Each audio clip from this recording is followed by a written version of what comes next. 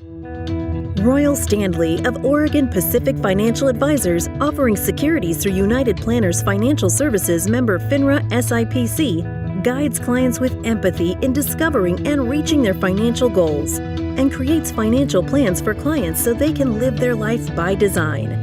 In these episodes, he relates his expert financial insights and discusses timely topics. Royal strives for excellence and has a passion for sharing his knowledge and supporting his community. Now, on to the show. Hello and welcome to Life by Design with Royal Standley of Oregon Pacific Financial Advisors. Royal, how are you? I'm doing great, Eric. How are you doing? I am fantastic. It's good to be back with you. I'm excited. I love today's topic. Yeah. We're approaching the end of 2021 right now, and not sure if people get this right before the end of the year or right after. But I thought it's a great time to start talking about New Year's resolutions. It's one of my favorite things to do each year is to sit down on December 31st, write out that list of all these amazing changes I'm going to make in my life, and then by January 3rd, forgotten all about it. Yeah, I can't even find the paper. Yes. Yeah, well, I think it's important, and not to be discouraging, but I think you and I are very similar in the fact that we probably have a lot of things written down, and my hope is to, out of 10, I'm going to really, really concentrate and accomplish 3 of them. What's your number there? Yeah, I really try to keep it at 3. I think anything beyond that is virtually impossible, and even 3 might be too many. Mm-hmm. In my mind, it's really important just to have a good, solid goal that you can shoot for. And it's amazing what happens when you have that goal in your mind. And as you're working towards it, you see other things in your life begin to happen that have that positive effect. It's like if you can start, for instance, walking every day, all of a sudden, some other things might be happening in your life that produce a positive result you weren't even expecting. So even if you can just pick one and focus on that one positive change you can make any time of year is amazing. Yeah. All right. So do you have your resolutions already? Do you have things in mind that you're going to be doing, or are we just talking generalities today? I haven't. Probably my biggest resolution, the biggest thing I need to do is just get a little bit more organized and a little bit more efficient. Just in the course of my day, I have so many different things coming at me, and tracking things, returning email, returning phone calls. It just never really seems to stop. So my wish for my New Year's resolution is if I could just be a little bit more efficient, maybe have an extra 24, 48 hours a day I can play with. Oh, yeah. To get everything done would be nice, too. Yeah. That's, I think we're looking for a genie lamp on that one, though. Yes. I don't know if there's someone you can talk to. Do you have like a time guy? Like some guys have a meat guy or a car guy they go to for advice. A time guy is really what we need. That's funny. I actually have a steak guy. He owns a couple restaurants. I don't have a time guy. Sorry. Ugh. Yeah. Goodness. Well, maybe next year. Maybe that should be our resolution. Is find that guy who can just give us that extra hour each year. Yeah. Deal. That'd be great. Yep. All right. So how do you approach this with clients? I mean, this is something that I'm assuming that you talk to them about as well, not only finances, but I'm sure you just have other conversations of what they want to accomplish. Absolutely. So one of the things that we do in our financial planning process is not just look at the dollars you've saved or the dollars you need to save, but really learn about our clients' wishes for their future. Mm-hmm. We find out what's important to them, what they would like to be spending their time on, and help them come up with plans of how to do that. So in my mind, when we look at New Year's resolutions, it really falls into 4 categories. Okay. Number 1, fitness. Number 2, finances. Number 3, self-improvement, which is a catch-all for a lot of these things. Mm-hmm. And then finally, relationships. So I thought we would just kind of break these out individually and take a look and see how can we try to set ourselves up for success as we go into this time frame. And the most important thing about this is that this is really evergreen. If you want to start making improvements in your life, these strategies will work for you even if it's August 13th. You can implement these and start making those improvements on your life. So, don't worry if you forget about these by January 3rd. You can always restart January 6th or 7th. Yeah, absolutely. It's funny how many people will say in, September or October, oh man, when 2022 hits, I can't wait for January. I'm going to make all these changes. You're like, okay, if you can't wait, then just do it. But I do the same thing. I'm like, oh yeah, I'm going to start this next month or whatever. And again, it's hard to get started. So it is. So, I think that the number one thing people look at often is just fitness. You pull into your gym on January 1st or 2nd, and you're like, where did all these people come from? Why are they here? Why can't I find a treadmill right now? That's right. So I think fitness is a big one. We see that quite a lot. Gyms, I think, really make a nice living on this as people sign up for the gym towards the end of December, planning that new year. And I think we go into a lot of these with these grand plans of being able to lift a certain amount, lose a certain amount of weight, do certain things. The biggest thing I see with fitness, and you're setting a New Year's resolution, try to make it to February. If your New Year's resolution is, hey, I want to work out more, just say, hey, I'm going to try to work out 3 times a week, 4 times a week. My only goal is to do it until February. You're going to do 2 things there. Number one, it's such a short goal, it keeps your focus. Sometimes when we have a goal of, hey, I'm going to do this every day or every week, I'm going to do this 4 times, sometimes we allow ourselves to drop that goal. But if we have a finite period of time that we're working towards, it's a lot easier to reach that goal. And guess what's going to happen if you make it to February 1st and you followed that regimen of getting to the gym 3 times a week or getting that 10,000 steps in? What's going to happen is you've built a habit now over the course of that 31 days, and now you have some momentum behind you.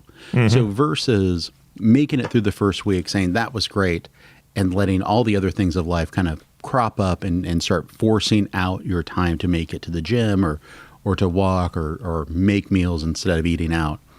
We really want to just focus with really any of these goals and just try to make it for that month amount of time. They say it takes about 3 weeks to form a new habit. There's some research that says it's more like 60 days. But if you can get that 30 days under your belt, that is probably the best thing I can recommend for any of our clients. If you're trying to make a goal, just try to do it for a month, see what happens. Yeah, and I want to be very clear. I'm not trying to draw any comparisons between people at a gym and an elephant, but that's how you eat an elephant, right? One bite at a time. It's that slow process, a little bit at a time. And if you make it through January all the way to February, I think that most people would tell you you're going to lose some weight. You're going to feel a little bit better, maybe have a little bit more energy. And I think that motivation might keep you doing it through February. And again, seeing those step-by-step changes, I think is a huge thing. That's right. And I had no idea wwhere that analogy was going. Well, and I'm happy you directed it into an appropriate conversation. Well, yeah, you just don't want people thinking, did that guy just compare me at the gym to an elephant? No, that's not what that was all about. It's just an old saying. It just happens to use elephant as a picture. Right, exactly. All right. Good. So the other thing you can do is hire a trainer, hire a coach. Hire somebody who's going to keep you accountable to make it to the gym. And if you don't have the money to hire a coach, find a buddy who's also committed to this goal to do it with you. That accountability is just so important to help motivate you to wake up early or go to the gym after work. However you're structuring this, have some accountability attached to it. I think that's the number one reason why so many people forget about their goals by January 3rd is because they're not accountable to anybody. Correct. No one else knows they had set a resolution, so it's very easy to give up on. Yep, absolutely. Now, when it comes to fitness, there's 2 books I always recommend people pick up, listen to. The first is How Not to Die. I think this is a fantastic book that really lines out a method and a way that describes how people die, what are the root causes of it, and how to make changes in their lives so they're going to live healthier lives. It really comes down to the foods that you eat and the way you exercise. So I think that's a fantastic book. The author of that book is Michael Gerber. He's a medical doctor and really could not recommend this highly enough. I downloaded it from our local library and listened to it last year and made some major changes in my life and have just felt much, much better since implementing those. The other book is one I just picked up. This was recommended by a coach of mine, and that is Younger Next Year, which is really about the importance of exercise and eating right after the age of 50. And I thought this is a fantastic book that people should listen to and pick up because it really is motivating, especially when we're looking at the way we age and our ability to enjoy life in our older years. Physical fitness and staying in good shape is just so essential to enjoying those years that we're saving and putting so much attention into in our industry. You'd much rather be in great shape, be able to get out of a chair, than be in the other situation, which is, tied to a hospital bed, maybe in a wheelchair. Being able to put in the time to get in your best physical shape, regardless of the age, is just really, really powerful. So couldn't recommend those two books highly enough. Yeah, that's fantastic. So the next one we rotate into is probably the number two thing I see when people start setting their New Year's resolutions is finances. Finances is something I think a lot of people struggle with getting a handle on or understanding. So in my mind, the best way of doing finances is just start setting up a weekly date with yourself or with your spouse or partner where you're going to spend a half hour, an hour really focused on money. Keep yourself accountable, have a budget, start looking at that budget on a weekly basis. Tie that to the monthly budget.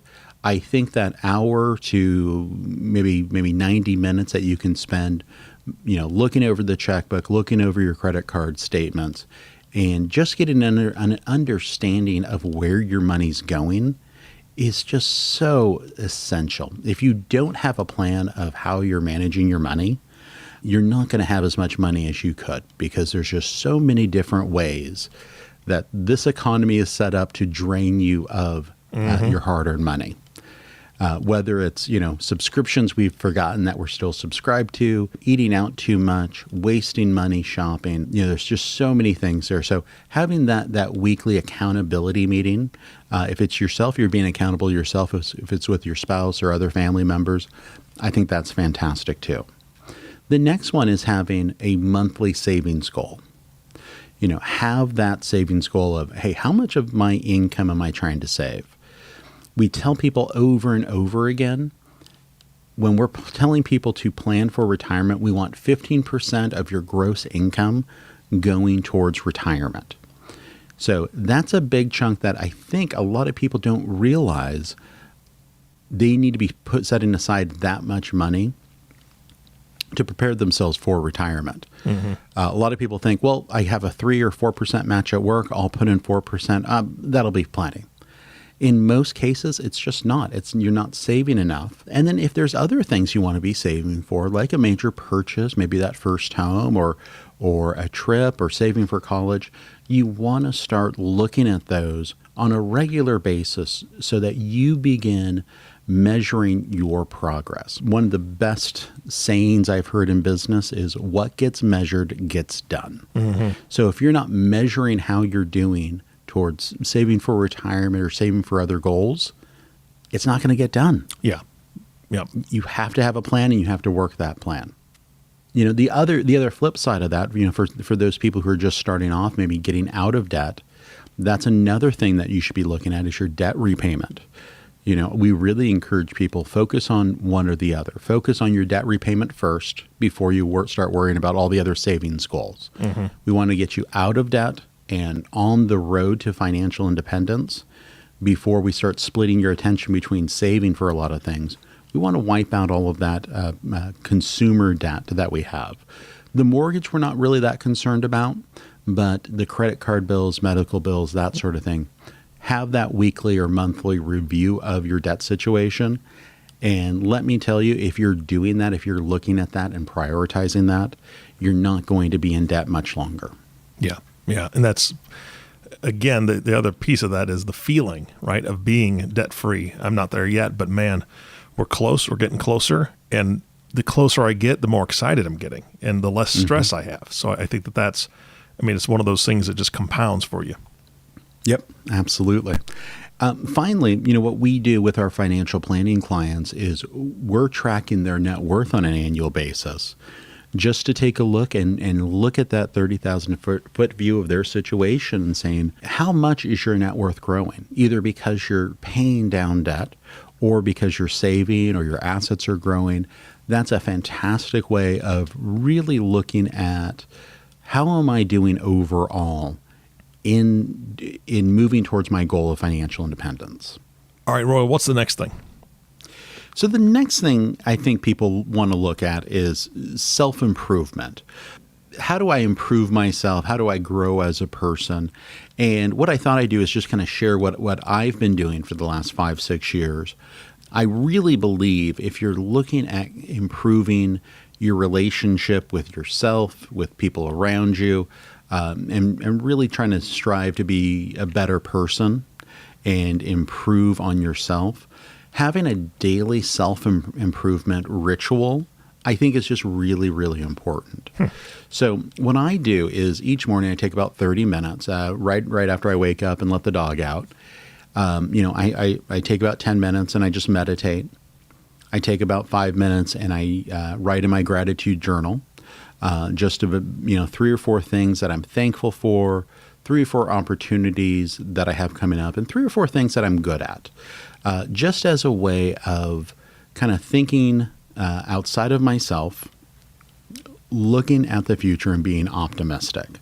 I find that to be extremely gratifying, and it's amazing the difference that happens if I miss that time and that time of gratitude in my day. I spend a few minutes just reading a chapter out of the Bible. I'm going through Isaiah right now. That daily spiritual practice I think is important, and everybody approaches that differently. But I encourage you to have something there to nourish yourself. And then finally, what I'll do is do a little reading. One of the things I really enjoy are the various books out there that might have an entry for each day of the year. Right now I'm going through a book that's really about Stoic philosophy. That's just, a 1 or 2 minute entry of a different way of thinking to kind of just expand the way I think about life and the way I view the world around me. And then finally, I'll just wrap that up, kind of reviewing my goals for my life, as well as just kind of going through some affirmations personally about who I am and who do I want to be. And I find that 30 minutes that I can just set aside for myself before anybody else is up sets me up for really having a very good day where I can put a lot of things in perspective and not get too stressed out by the ebbs and flows of everything we have coming at us on a daily basis. Yeah. It's almost the way I look at it, Royal, is if you're not doing something like that in the morning for yourself, it's almost like you're waking up in a, not a panic necessarily, but you're waking up with, okay, I got to go without really having that direction, for your day. My morning routine is not nearly as robust as yours. I'm very, very interested in that book you were talking about with the daily reading, philosophical thoughts and things. I'd love to talk to you about that. But it's something where mine's a bit shorter than that, but I still find it so very, very important just to, like you said, start your day off right. Start it off on the right foot. I love the fact that you're going through the gratitude journal. That's something I've kind of heard of before, but I've never done that. I've never been much to journal or write things down. But there's also ways for people like me who have terrible handwriting and can't type for snot. A Word document can be opened and you can turn on your microphone and speak into it, and it'll type it out for you. So I think that that's something that I'm going to incorporate from what you just said, because that would help me every morning just realize no matter what happened the day before, what happened the night before, what happened the week before, or what happened in 2020, right? I'm grateful for a lot of things in my life. And I think that's a great daily reminder. That's a beautiful thing that you're doing. Yeah. And honestly, I do all of this on my phone. So, I have a daily journal app, Day One, where each day I just open up a new page and just write in there just on my phone. So I can still read it. I don't have to worry about my handwriting or anything like that. Yeah. The name of that book that I'm just finishing up here as we get to the end of the year is The Daily Stoic by Ryan Holiday. It's really just a great way of kind of resetting your brain and looking at a Stoic philosophy that really, I think, has some good things there to teach us about the way we should view the world and the way we view our expectations in the world. It is very Stoic, hence the name. And I think an excellent way of just saying the world doesn't owe you anything. Bad things happen all the time. It's all in how you react to it. Yeah. And I think there's some powerful wisdom in all of that. Yep, absolutely. Now, I know that one of the other categories you talked about is relationships. Yeah, I think there's probably a lot of people who look at their lives, and maybe it's improving a relationship, maybe it's reconciling with somebody where the relationship has fallen apart, and maybe it's a relationship that isn't really fitting who you are anymore. Yeah.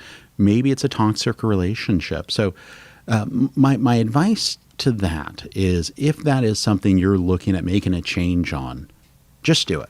Do it now. Whether it's, hey, I want to have a better relationship with my kids, with my spouse, reach out now. Make time for it, because it really is important. If it's something where you need to make a change and maybe have someone exit your life, do it now. Make those moves, because tomorrow may be too late, especially if we're looking to reconcile with people.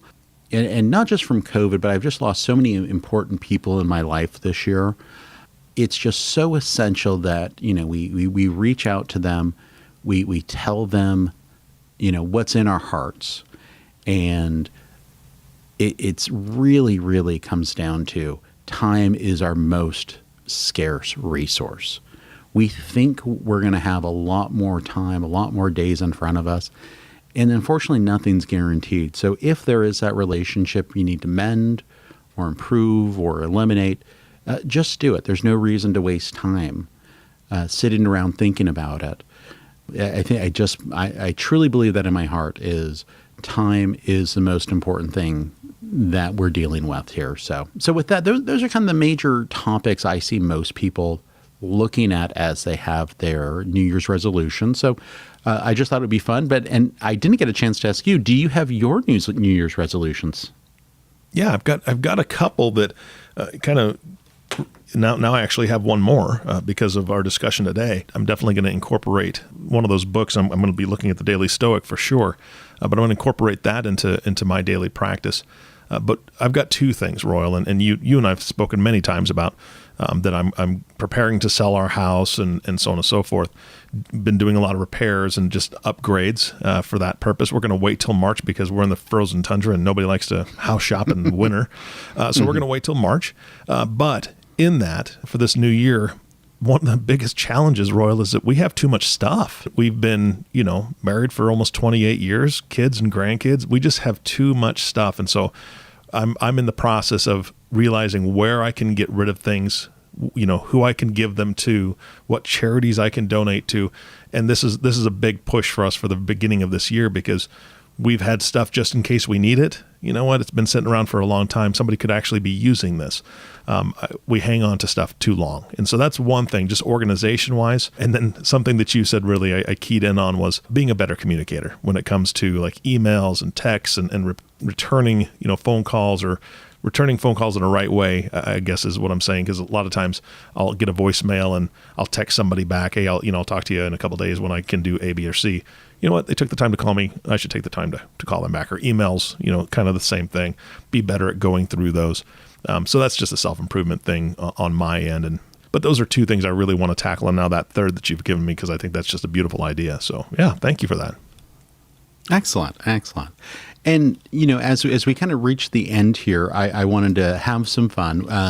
There's a new book coming out by Dave Ramsey, coming out in the first quarter of 2022, titled Baby Step Millionaires. We're pretty excited to have this roll out. So I'm going to offer 5 copies to the first 5 people that email me and request one. So if you'd like to reach out and request a copy of Baby Step Millionaires by Dave Ramsey, go ahead and email me at royal@opfa.com, and I'd be happy to send that out to you. I'm emailing you now, Royal. Sorry. Just kidding. I'm not emailing you right now. I won't take one of those 5 from the audience, but that's awesome. I'm going to look into that for sure. That's great. So you said Baby Step Millionaires. Mm-hmm.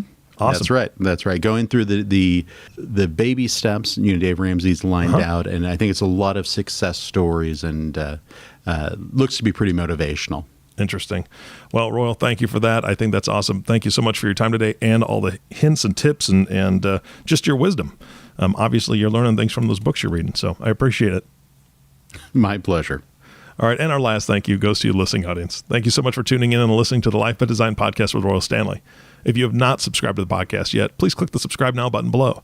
This way, when Royal comes out with a new podcast, it'll show up directly on your listening device. This makes it really easy to share these podcasts with your friends and family. And here's the thing. When it comes to resolutions, when it comes to making changes in your life, share those changes with friends and family. If you're going to quit smoking, tell the closest people around you, hey, look, I'm quitting. I've got to quit. I'm going to do this. Hold me accountable to that. Because if you don't tell anybody, it's too easy to go back to it. Or if you're going to exercise, any of those things, tell somebody that you care about and that cares about you. They'll help you along this journey. Again, thanks for listening today. For everyone at Oregon Pacific Financial Advisors, this is Eric Johnson reminding you to live your best day every day. And we'll see you next time. Thank you for listening to the Life by Design podcast. Click the subscribe button below to be notified when new episodes become available.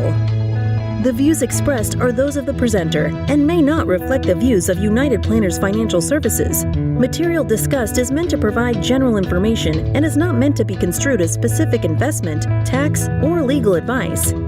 Individual needs vary and require consideration of your unique objectives and financial situation. Always seek the advice of your financial advisor or other qualified financial service provider with any questions you may have regarding your investment planning. Advisory services offered through Oregon Pacific Financial Advisors, Inc. Securities offered through United Planners Financial Services of America, member FINRA and SIPC. Oregon Pacific Financial Advisors, Inc. and United Planners Financial Services are independent companies. Dave Ramsey is not affiliated with United Planners Financial Service, and any views expressed in his book do not necessarily reflect the views of United Planners.